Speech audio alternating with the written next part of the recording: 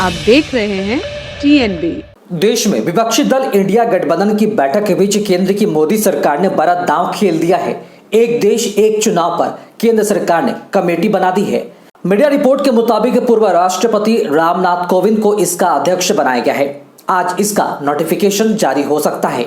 केंद्र सरकार ने 18 सितंबर से 22 सितंबर तक संसद का विशेष सत्र बुलाया है। संभव है कि एक देश एक चुनाव पर सरकार बिल भी ला सकती है।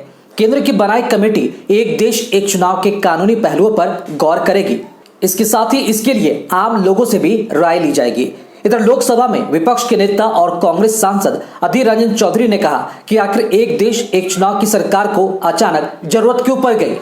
सवाल वाजिब है कि अचानक से वन नेशन वन इलेक्शन की बात कहां से आ गई। तो आपको बता दें कि वन नेशन वन इलेक्शन है क्या, ये पहले समझ लेते हैं।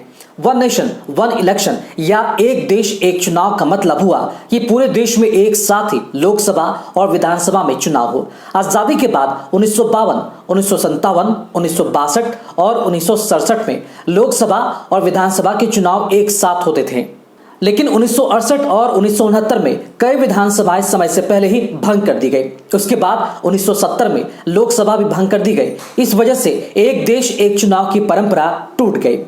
मई 2014 में जब केंद्र में मोदी सरकार आई तो कुछ समय बाद ही एक देश और एक चुनाव को लेकर बहस शुरू हो गई। मोदी कई बार वन नेशन वन इलेक्शन की वकालत कर चुके हैं। संविधान दिवस के मौके पर भी एक बार प्रधानमंत्री मोदी ने कहा, आज एक देश एक चुनाव सिर्फ बहस का मुद्दा नहीं रह गया, ये भारत की जरूरत है। इसलिए इस मसले पर गहन विचार विमर्श और अध्ययन किया जाना चाहिए। एक देश एक चुनाव की चर्चा के बीच एक दिन पहले केंद्र सरकार ने संसद का विशेष सत्र बुलाने की घोषणा की। संसदीय कार्य मंत्री प्रहलाद जोशी ने सोशल मीडिया पोस्ट के जरिए बताया, 18 से 22 सितंबर तक दोनों सदनों का विशेष सत्र रहेगा। यह 17वीं लोकसभा का 13वां और राज्यसभा का 261वां सत्र होगा। इसमें 5 बैठकें होंगी। जोशी ने यह भी कहा कि सत्र बुलाने के पीछे कोई एजेंडा नहीं है। उन्होंने जानकारी के साथ पुराने संसद भवन की फोटो शेयर की।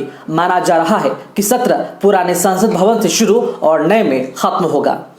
5 दिन का जो सत्र बुलाया गया उसमें 5 संभावनाएं निकलकर सामने आ रही है, जिनमें पहला है महिलाओं के लिए संसद में 1/3 अतिरिक्त सीट देना। दूसरा, नए संसद भवन में शिफ्टिंग होना। तीसरा, यूनिफॉर्म सिविल कोड बिल पेश हो सकता है। चौथा, लोकसभा विधानसभा चुनाव साथ कराने का बिल आ सकता है।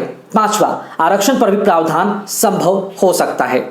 आपको बता दें कि सरकार महिलाओं को 33% आरक्षण देने की जगह लोकसभा में उनके लिए 180 सीटें बढ़ा सकती है। ऐसी व्यवस्था 1952 और 1957 के चुनाव में SC/ST सीटों के लिए थी।